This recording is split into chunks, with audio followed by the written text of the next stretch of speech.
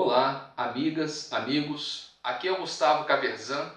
Primeiramente, quero agradecer a gentileza da atenção de vocês para com o nosso canal aqui no YouTube. E hoje, nas trilhas com o vinil, irei abordar a temática Rick Wakeman e o Ávora de Carla.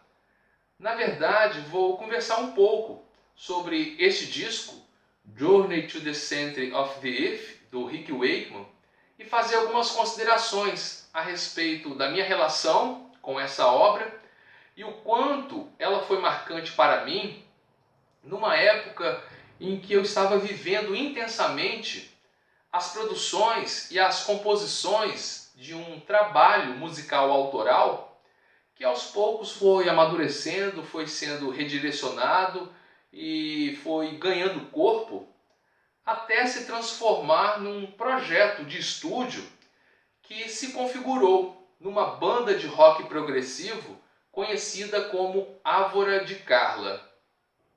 Bem, o Rick Wakeman é um tecladista com expressivo destaque no cenário do rock progressivo. Ele ganhou uma projeção artística muito grande quando passou a integrar a banda Yes em 1971, substituindo o tecladista Tony Kaye. E logo na gravação do disco Fragile, ele apresenta à comunidade roqueira e aos fãs do progressivo uma linguagem musical tecladística impactante, produzindo arranjos virtuosos com pitadas de timbres e efeitos muito peculiares e com uma beleza bastante audaciosa. Então tudo isso muito bem articulado com a totalidade de uma banda que era composta por gigantes, músicos sensacionais. E o Fragile, esse disco, teve uma repercussão muito boa e certamente teve um grande sucesso dentro daquilo que a gente pode esperar de uma obra-prima do rock progressivo. Em 1972, ele também grava com a banda o álbum Close to the Edge, que para muitos fãs pode ser considerado o ápice da perfeição musical alcançada pelo grupo. Não entrarei aqui no mérito dessa questão, mas sem dúvida o disco Close to the Edge é uma obra de arte formidável. Um disco irretocável e que fez escola dentro do cenário progressivo mundial. Já em 1973, ele ainda atua nas gravações do Tales from Topographic Oceans, um belíssimo álbum duplo, um disco também sensacional. Porém, também é nesse momento que o Rick Wakeman sai da banda. Então, ao sair do Yes, ele se lança num trabalho solo que resultará em 1974 nesta excelsa obra de arte intitulada Journey to the Center of the Earth, Jornada ao Centro da Terra.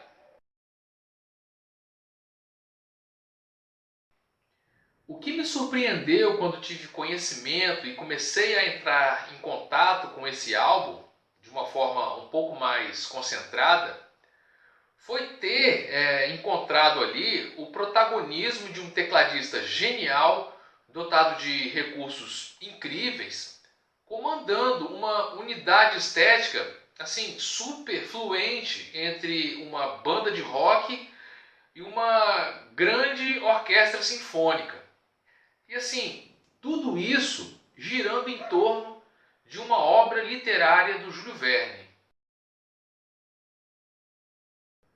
Veja bem, nesse disco há também algo não tão comum e que muito me surpreendeu, ou seja, ele apresenta a inserção fabulosa de momentos em que textos são narrados e surgem de forma muito coesos com a música. Então, poxa, eu não preciso falar muito que o efeito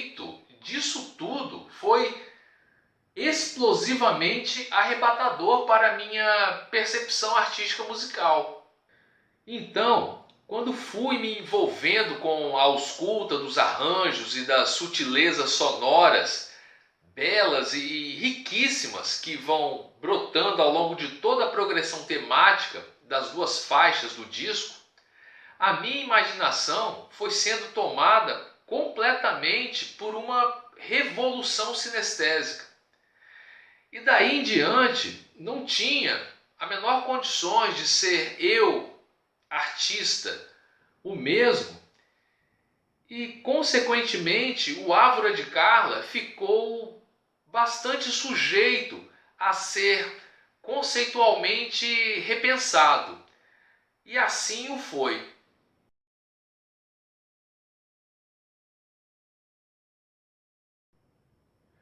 Olha, pessoalmente, considero essa obra um marco dentro das várias referências que tenho no próprio gênero progressivo, porque ela se mostrou para mim como uma lente de aumento que me permitiu contemplar de uma forma muito clara que o fenômeno da anunciação de um conteúdo estético musical, propagado pelo dizer do artista, pode adquirir um acréscimo de ser uma beleza muito mais forte ao se articular com elementos de inspiração que se manifestam na poesia, na pintura a óleo, no teatro, na fotografia, nas literaturas, enfim. O que estou aqui tentando falar é que coloco esse disco num plano diferenciado ao ponto de considerá-lo um marco, não porque ele possui as melhores músicas da tradição do rock sinfônico, do progressivo, nada disso. A importância do que esse disco significa para mim é que foi por meio dele que compreendi, enquanto compositor, o quanto a ampliação do horizonte das referências que temos acesso pode encaminhar o assunto da obra musical para um desenvolvimento de ambiências muito mais detalhadas e muito mais vivas em sua condição de reluzir algo realmente grandioso para ser entregue à interpretação, à ausculta do espectador do mundo da arte. Em poucas palavras, posso afirmar que a influência que esse álbum exerceu sobre mim, ali por volta de 1999, foi um ponto de inflexão para o reposicionamento das minhas perspectivas musicais. E quando isso aconteceu, o rumo das produções do Ávora de Carla caminhou por patamares, vamos assim dizer, mais eloquentes e estimulantes para que ocorressem experimentos assim bastante criativos. E o legal é que isso proporcionou uma abertura muito fértil no acolhimento dos talentos que fizeram parte da construção da obra realizada pelo grupo, pela banda Ávora de Carla.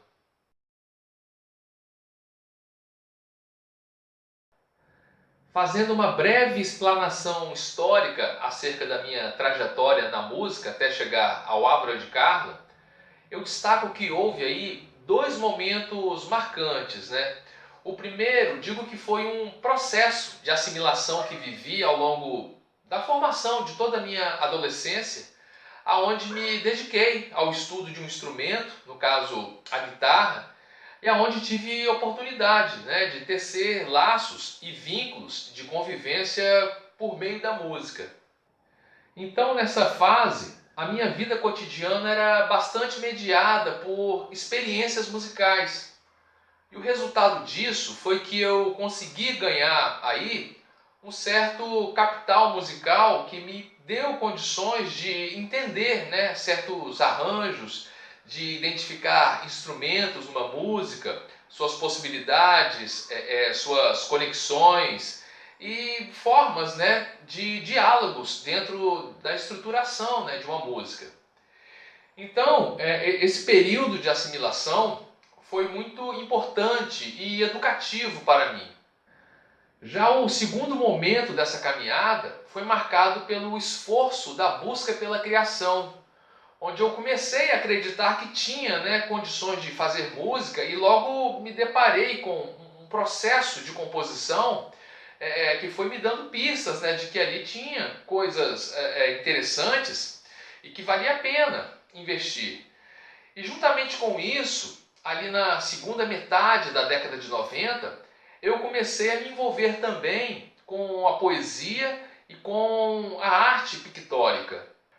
E essas referências foram ganhando espaço no meu campo de interesses, ao ponto de eu me reconhecer completamente tomado por uma base de sustentação artística, agora formada por música, poesia e pintura. Então, voltando a falar sobre a minha relação com o álbum Journey to the Center of the Earth, do Rick Wakeman, registro que o efeito dele sobre mim foi justamente ter me provocado uma experiência de encontro, ou seja, foi ter me colocado num lugar de reflexão aonde, diante de mim mesmo, pude compreender o sentido de ser daquilo que eu poderia realizar no Ávora de Carla.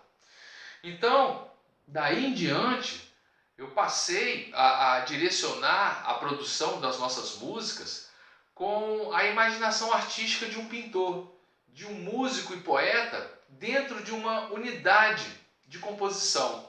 E a forma como as músicas do Ávora de Carla passaram a soar, os climas estéticos que se apresentavam ao longo dos desenvolvimentos temáticos, a forma como os instrumentos passaram a arranjar os seus dizeres nas diversas situações, tudo isso passou a soar também como rock progressivo.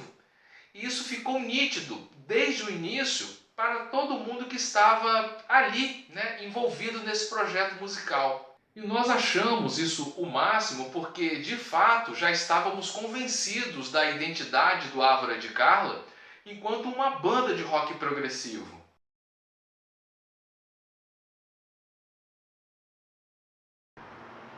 Bem, pessoal, essa foi a nossa conversa do vídeo. Espero que tenham gostado. Agradeço a companhia de vocês aqui no nosso canal do YouTube. Um grande abraço e até a próxima.